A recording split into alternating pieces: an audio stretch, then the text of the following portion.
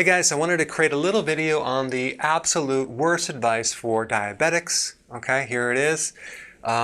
Consuming carbohydrates, okay? I mean, the American Diabetes Association recommends that 60% of your diet should be of carbohydrates. The same thing goes with the American Obesity Society. The same thing with the food pyramid. A list goes on and on and on, okay? So when you're trying to solve a problem with the actual very thing that causes it, you're going to create a lot of issues. So we eat the carbs, it creates the diabetes, it increases insulin. But hey, we got a solution for that. There's certain medications that can help lower the blood sugar, right? Sounds good. But then there's a side effect from that, which is hypoglycemia, low blood sugar, okay? So they're calling this a side effect, a dangerous side effect. It's going to lower the blood sugar. Isn't that the purpose? But of course, then the solution to this side effect is to consume 6 meals a day and carry around your little glucose tablets to eat sugar, which will then increase more insulin. So you see the problem? Then we have the side effects from actual having diabetes, okay? One is high blood pressure.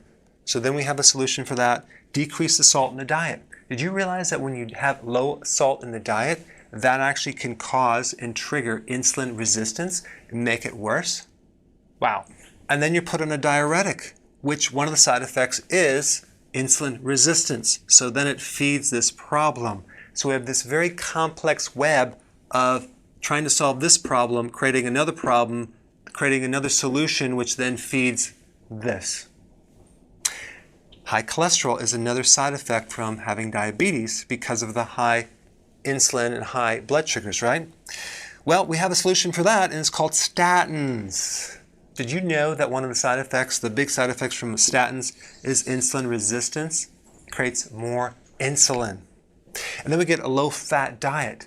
Fat is the only thing that won't trigger insulin, and they're telling you not to consume it.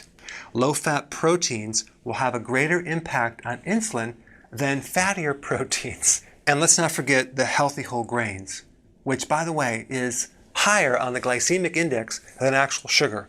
And that, of course, will trigger more insulin. And you can see this entire cycle going around and around. I mean, the logical thing is this. What is diabetes? It's a disease of high blood glucose. Okay, so why would you want to add more sugar to something that already has high blood glucose? It's completely insane. A perfect analogy would be if you were to get marriage advice from someone that had 10 divorces in a row and was never able to keep a successful marriage. It's the same thing. So the track record from this organization is just completely terrible. And in fact, on their website, it says their mission is to prevent and cure diabetes. Well, unfortunately, they're doing the opposite. All right, so thank you so much for watching. I put a link down below for some more information about these connections right here so you can increase your awareness and prevent these issues. Thanks for watching. Hey, before you leave, I just wanted to give you a little quick history on some of the books that I wrote. This was one of the first books. It's called Dr. Berg Body Shapes. It was my attempt at writing about body types. What was very interesting about this book is I actually did all the images myself. Don't ask me why. They look actually not quite as professional as some of the images that I have in the new book. But anyway, this is my first attempt right here called Dr. Berg's Body Shape Diets. And then I wrote a book more extensive called The 7 Principles of Fat Burning. I don't even have a copy anymore, actually, because it's outdated. The next book, I put about 1,000 hours into this one right here called The New Body Type Guide. Major updates on the body types. I put a lot of energy into this. It has professional images, graphics, all sorts of things. Now, the problem with this book is it doesn't really describe what this is really about. Body types are only a small portion of what's in this book. And that's why I changed the name to the Healthy Keto Plan, okay? If you happen to have this book, you don't really need this book because there's only very, very minor updates. But if you don't have this, you need to get this one right here.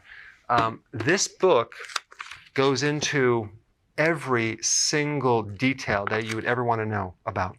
It goes into the 7 principles of fat burning. It goes into hormones, the body types, the basic keto plan. It goes into intermittent fasting. I talk about the 10 fat-burning triggers and blockers and fat-burning strategies with a lot of details in every single chapter. I go into body issues that interfere with losing weight. There's very few people that just have a weight problem. They have a lot of body issues, whether it's sleeping problems, stress problems, inflammation, menopause. I cover that extensively in this book. Then I talk about how to get rid of stress, and I show you a technique. Then I get into exercising. And then I have a lot of really good recipes in this book as well. So this is a good reference guide. On my website, if you get this book, you get this one free. It's called Healthy Keto Intermittent Fasting. This is the shortcut, quick guide to this book. And the reason I created this book is to have you, within 45 minutes, learn how to do keto, okay, in intermittent fasting, exactly what you need to do. Then you can fill in the blanks with this book right here. So right now I'm doing a special. If you get this book, you get this one totally free, or you can go to Amazon and get these individually. So I just want to clarify the difference between this book and this updated one right here. If you don't have this, you need to get this right here. That way you can get the exact correct information to do it healthily.